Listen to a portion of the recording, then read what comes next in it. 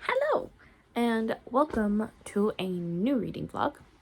This is the first official vlog of October, meaning it is the first official vlog of Spookopoly. So if you don't know what Spookopoly is, basically it is a month-long readathon.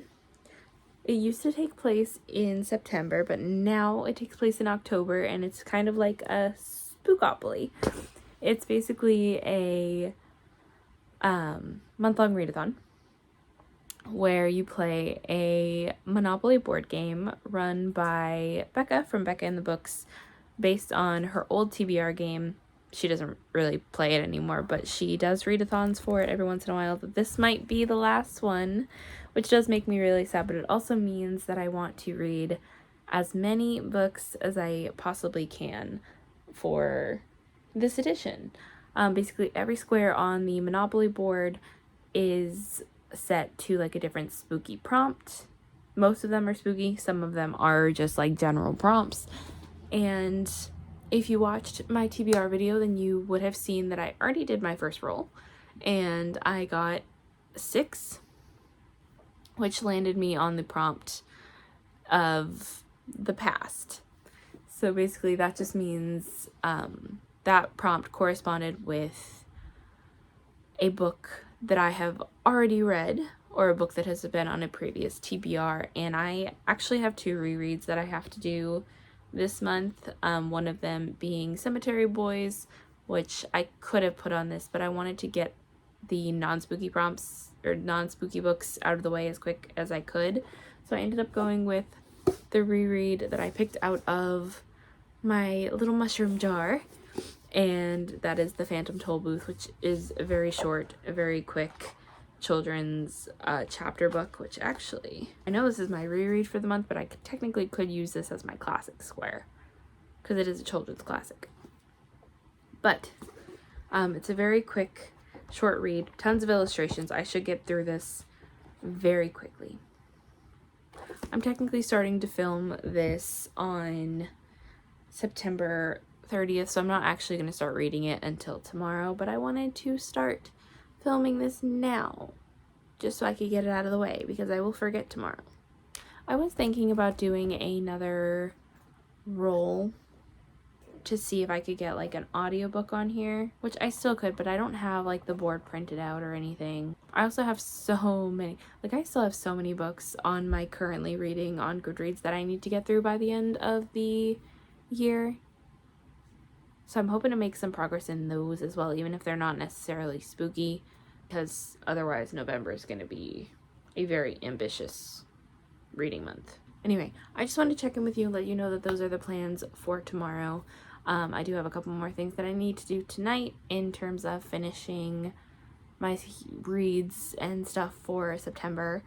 And yeah, I'll check in with you possibly tomorrow when we officially kick off Spookopoly. It's the 3rd. And I think I jinxed myself. I was just talking to Benson about possibly making dinner tonight, because they wanted to know what I was doing for dinner, if I was making anything, or if they should wait until they get home tonight.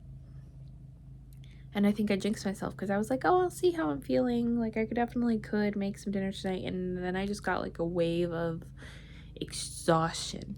But I have not checked in with you in a couple days, and I thought that I should, even though I haven't finished any book. So after we talked last time, I did end up rolling again for Spookopoly just to give myself an audio, because I don't have an audiobook at the moment, or I didn't have an audiobook at the moment. And of course I got a double, meaning I had to roll again. So I did roll again. The first roll out of those 2 was a double, and I landed on present, meaning a book that I wanted to read right now. And I am in the mood for spooky. I needed something that I could listen to on audio. I ended up picking up the Southern Book Club's Guide to Slaying Vampires. I'm like 30% of the way through that one.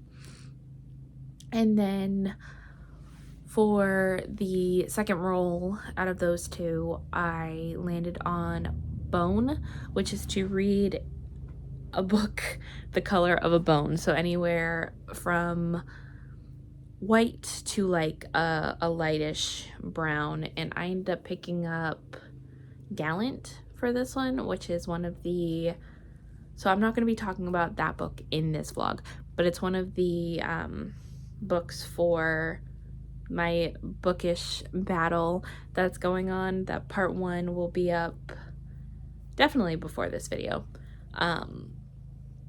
So that will be one of the books that I'm reading for part 2. A little bit of a spoiler for that one in terms of what I'm going to be reading for this month between the pairings. Again, not talking about that one in this video. I just wanted to let you know that that was being read. But I still haven't finished Phantom Tollbooth. Every time I like lay down to read or sit down to read or whatever, I fall asleep. So I haven't really been making any reading progress. Like, I have been making reading progress on it. I've got like less than 100 pages left of it, but I've just been so tired that actually sitting down to get any substantial reading just leads to me knocking right out. I might actually take a nap. I've been trying not to rely on naps, but I think I might take one tonight and then see about what to do for dinner afterwards. I really don't want Benson to have to go 4.5 hours without eating. Like, 4.5 hours doesn't sound like a lot, but they haven't eaten since like 2 and they don't get out of work until like 10. I really don't want Benson to have to go that long without eating, but I don't know if I can function. All right, I might take a quick 45 minute to an hour nap and then finish Phantom Tollbooth and then come check in with you after, and then we'll see about Southern Book Club. I'm not going to do another roll until I finish Southern Book Club's guide. And then, did I talk to you about what Phantom Tollbooth was about? I don't know. But Phantom Tollbooth is a children's classic where we follow Milo, who doesn't see any value in education, doesn't really care for it, and is usually actually quite bored by it. And then he gets a mysterious present one day in the form of a toll booth. And so he decides to follow it and ends up quickly on an interesting adventure surrounded by education. Basically, he basically gets thrown into this world of letters and numbers and meets all of these strange casts of characters you know, that love both, and he starts to see that there is value in an education. And it's a really cute, fun book. I remember reading it in school. I don't necessarily remember what grade, but I remember really enjoying it, specifically the English bits, like the language bits, not necessarily the math bits. Yeah, I'm having a lot of fun with it now, just as much as I was back then. And then I'll talk with you about Southern Book Club's guide later. Like I said, I'm gonna go take a nap. I'll see you later. Okay, goodbye.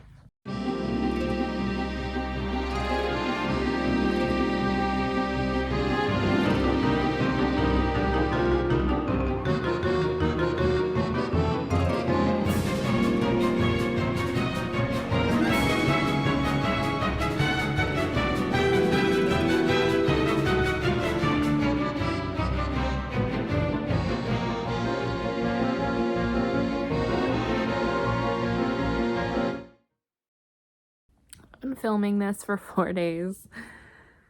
And I did finally finish Phantom Tollbooth. Again, I love this book. I read it when I was younger. I don't even remember what class I read it for at this point, because I think I remember both my English and math teachers talking about it with us, so maybe it was like a collab thing. But I love this. I gave it a 5-star. It was a great children's classic. I highly recommend it if you're looking for something lighter, something from your childhood, or if you're just looking for something for a younger reader in your life.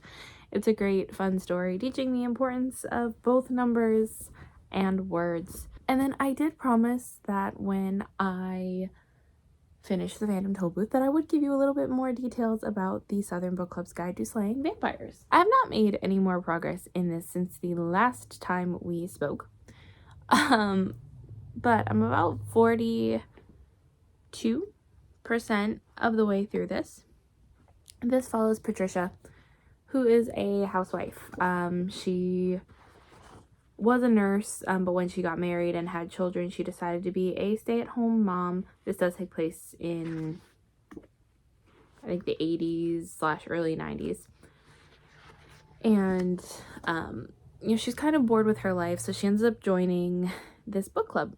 And this book club is a little out there for, normal stay-at-home moms back then. They really just read about true crime and true crime cases and stuff that most stay-at-home moms/housewives weren't reading back in the day. And really she's kind of just, even with this book club, she's kind of just bored with life. So she does make like a backhanded comment. This isn't really part of the plot, but it stuck out. She makes like a backhanded comment that she wishes something more interesting would happen. And then a guy moves into their neighborhood and kids start going missing. And it's really about her coming together potentially with her friends to try and save the kids in the neighborhood. And of course there's a lot of signs pointing to the fact that this guy might be a vampire. I really enjoy it so far. The thing about Grady Hendrix's books is they can be really gross. One of my things, and I think I've said this on this channel before, I don't remember when, but I don't like I can handle most things in horror. I can handle blood, gore, body, horror, whatever. I don't like rats. If you have a pet rat, I will probably sit there. I might hold it. I might cuddle with it. I'll think it's the cutest thing. Rats in a horror context, I can't do it. Something about it just freaks me out. And there are some moments in here with rats that give me so many heebie-jeebies. I'm not a fan. But besides that, it's a great book. I'm having a lot of fun with it. There is, obviously, I am not a housewife. I am not even technically a wife. Vincent calls me their wife, but we're not officially married. But I still think that this is a great like depiction of being an overwhelmed woman dealing with a million different things and not having like a support system that you can rely on, or trying to find that. Not that her husband isn't reliable, but like we see a lot of moments in here where he is so much more focused on work than he is at home, and she definitely feels that her daughter is starting to become a teenager, and so she's dealing with the drama of that.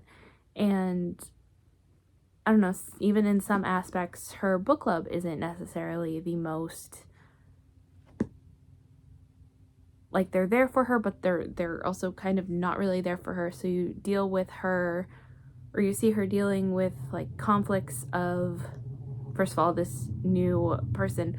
There's no cheating. Like, she does not cheat on her husband, at least till the point that I am at. But like we see her trying to make a friend in this new person that is in the neighborhood, and like trying to, build on her support system. Like, she's starting to get like excited that there's this new person, and she's starting to develop kind of a bond with him, in hopes of, building more of a support system. I feel like I'm rambling at this point, only for it to end up, biting her when she starts thinking that this guy might not be so nice. I'm really intrigued to see where it does go from here, because we are starting to see some signs that this guy might not be entirely human, or might not be an entirely that great of a person. and like we can see like the signs that he's a vampire, but she's not thinking, like at this point she's not thinking that he is one. She reads too much true crime, so she's just thinking that he's like an average serial killer. But with Grady Hendrix's books, a decent amount of them have some supernatural element. This book is also, he said he was inspired by the writing of My Best Friend's Exorcism, which I read earlier this year. And he wanted to write a book like that for the older women in his life. My Best Friend's Exorcism was about teenagers. This one's more about adult women. And you can really see that. I don't know if I'm describing it the best, but I'm having a lot of fun with it. It is very interesting and very gross. Now, I know I said I wasn't going to pick another book, but I've come to the conclusion I'm not talking about Gallant in this vlog. Like, I'm just telling you that I'm going to be reading it, but I'm not talking about it in detail. So while this is my audiobook for right now, I do need something physically that I'm going to be reading next to Gallant. So I think I am going to roll. I still haven't printed out the board. I'm slacking on that. But we did get a new printer and Benson figured out how to work it, but I haven't figured out how to work it yet. So either I'm going to have to ask them to help me out with it, or I'm just going to have them print it for me, or we're just going to, you know, do the rolls on my laptop for the month because life. Okay, so the last roll that I did was, landed on Bone, which was Gallant. We do have our random dice generator pulled up, which is going to land us a 9, and that landed us on a mood read. So I can literally read anything. This might be a mistake, but I'm dying to read this. So I think I'm gonna pick up Sign here. This is one of the bigger books on my TBR, being just over 400 pages. I'm also really nervous for this one. I have heard that it is not, I don't know, I've heard that it's not as hyped up as everybody wanted it to be. And I'm so excited for it. Like, I might be setting my hopes too high, but we're picking it up. Maybe by lowering my expectations, I'm setting myself up for success, but we'll see what happens. Either way, I'm not going to get to reading this right now. I do have to, I had to get some editing done. And then I think we still have to figure out dinner. I'm starting this a lot later than I planned on it. Either way, I'm still very excited to read this and to get this done and see where it goes. I really do hope it's funny. I really hope it lives up to my really high expectations.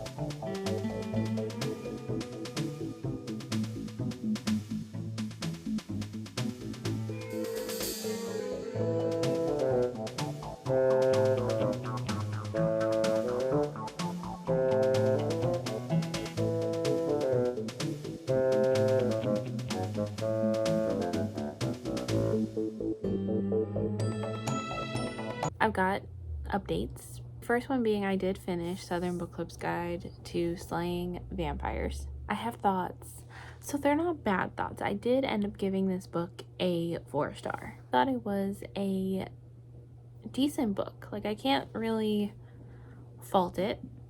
My issue, and this is the second time with this author that he has set out to write a book about female friendships, and there really isn't a lot about the friendships, at least until like the very, very end. So I'm not saying if your best friend comes to you and tells you that your neighbor is a vampire to automatically believe them. I think I would have some questions, but I think I would have enough faith in my friend to at least hear him out and to help him out with their troubles. And like, she doesn't even come right off the bat and say like, I think he's a vampire. She starts out with saying like, I think he's dealing drugs to children, and they don't believe her about that. Like, it's very much like not, I don't know, it's so frustrating. It is really, really frustrating. I love a good found family friendship themed book, but the 2 books that he has written that are meant to be about friendships don't come off as very good friendships. And I know this was set in the 90s, but the feminist in me was screaming so much because these women let their husbands walk all over them. It's just so irritating to me because I love reading about strong, badass female characters, and I thought that's exactly what I was getting with this, and it's really not.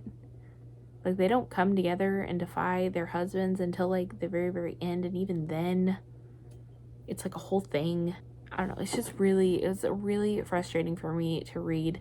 And like, I know in ways you're meant to feel these feelings, you're meant to feel frustrated and angry, so like I can't really blame the book for that, but at the same time, like, I don't know if that really was the book's intentions. Like, I don't know, he says he's setting out to like explore these female friendships and to explore these, you know, badass women, and you don't really get that. And I think it's, I don't know, it really irritated and frustrated me so much because I went in expecting badass women, badass female friendships, and I did not. That's not what was portrayed on the page. Either way, I think it was a very strong book. Gave it a 4-star. I thought it was a good time. There's just a lot of things that like really frustrated me about it. As for whether or not it's staying on my shelf, I'm not 100% sure. I'm gonna see if Benson wants to read it in 50 years when they finally feel like reading again. If not, then I don't know, it might end up going off to a better home. In terms of roles, I did do a couple roles off camera. I needed to find a new audio, and my laptop was upstairs, and I really didn't want to go get it. So you will just have to trust me with the roles that I got. There's no reason for me to lie anyway. It's just a fun little silly readathon. It's not that deep.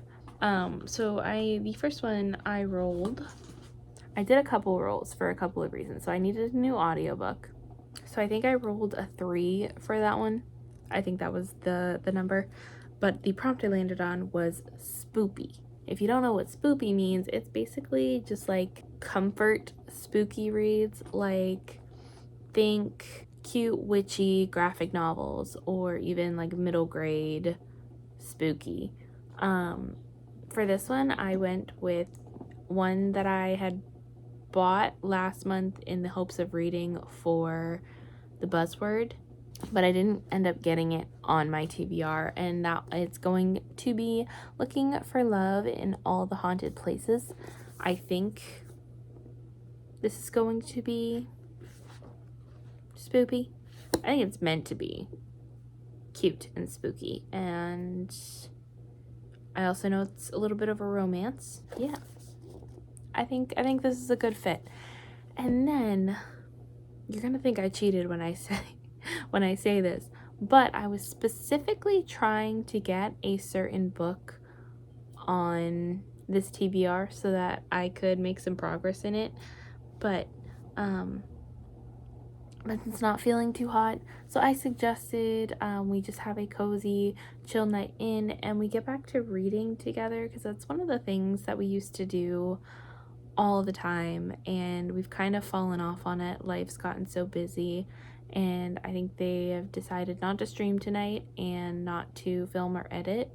So I asked if they might want to read with me a little bit. So I did a roll for this specifically to try to get this book on the TBR, and I ended up landing on Big Book, which is perfect because this book is just over 500 pages.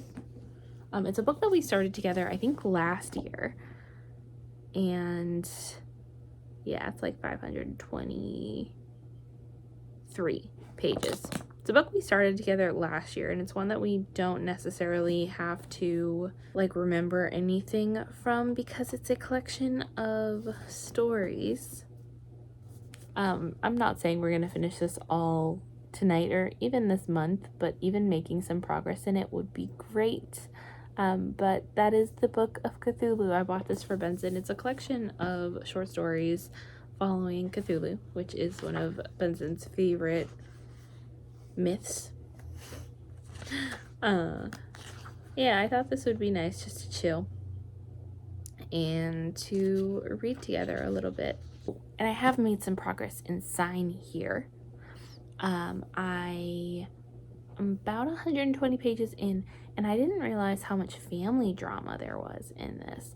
So I was thinking it was going to be, like, I knew we were going to have POVs of the family, but I didn't think we were gonna get as many as we did. I thought it was gonna mainly take place in hell, and those are the sections that I'm enjoying more than, you know, the family dramas. I'm not a huge family drama person. I'm not really minding it in this one. Like, I am really intrigued to see what's going on behind the scenes, but it's not like my favorite thing to read in thrillers or horrors or whatever this book is, because it's not really a horror. I don't really know what genre this book is, but I have it on my horror thriller section in my spreadsheet. I don't know, it's not one of my favorite tropes. Like, family drama I could do without. It is making it a little bit interesting. I'm not saying like I'm 100% minding it. Usually that kind of drama makes me immediately want to DNF a book. But I don't really want to DNF this one. I want to give it, like, I want to keep reading. I want to know what's going on there. And I'm also living for the sections that we get with our, you know, the sections that are in hell. Like, I'm living for those sections. I'm loving it. Normally, if it's a multi-POV story, I typically enjoy one section over the other, and it's definitely happening with this one. Like, I don't really care about what's going on with the family,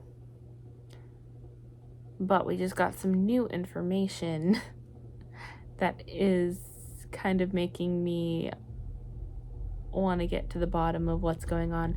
So I think it is more of like a mystery, at least from our perspective. Like, we don't really know what's happening, but I think the characters do. I don't know. We'll see what I end up thinking about that one. I'm hoping I have better reaction to it than Southern Book Club's guide, because I would really like to not consider unhauling 2 books in a month, and I already have to unhaul 1 for my book battle series. I don't know. I will let you know what's going on later. Either way, I'm making a decent amount of progress in my reading. I'm having a good time. I'm getting some rolls done. Like, I have rolled 6 books and I've only finished 2, but I've only gotten 1 double. And I'm still, like, I'm getting a decent amount of books on this TBR that I do want to read. Book of Cthulhu, like, I'm not gonna bother finishing before rolling anything else. Like, I know for a fact, like, this one I want to read with Benson. like in its entirety. So whether or not like we finish this doesn't really matter. It's just making progress and really just spending time with my person. Oh, it is also the 5th. So I'll probably start wrapping up this vlog. I started on Tuesday, so I technically could end this on Monday, but we'll see what I get done for reading tomorrow. I think if I end up doing another roll for this vlog, that will be the final one. And that will be only if I end up finishing Looking for Love or Sign Here. And then that'll be it. And then we'll start the next vlog with a whole new roll. That sound good? I don't know. I'm trying to manage my time. I don't know how well it's working. Okay, that's enough rambling. I will see you guys hopefully in a little bit. Hi! So I kind of lied to you again. I promise I'm not trying to make a habit of doing this, but I did tell you that I was going to try to finish at least one of the 2 books that I rolled for and start fresh with like either an audiobook or physical book roll for the next vlog. But I really need to end this vlog tonight. And I have not finished either of the books. I did start Looking for Love in All the Haunted Places, and I think this is, so far, it's very, very cute. I'm about 50% of the way through, I think. Yeah, about like 40, 50% of the way through.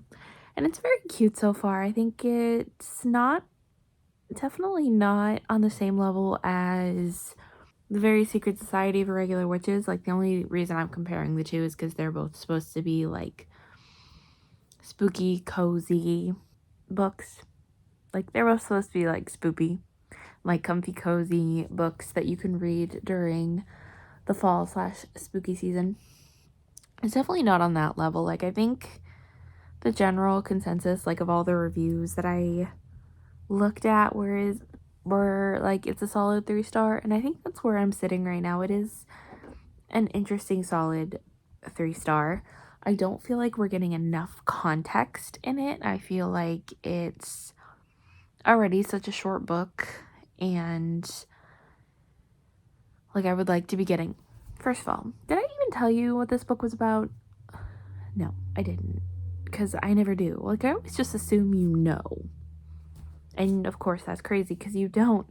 But we follow Lucky. She is a she has a gift where she can read people. She's not a psychic.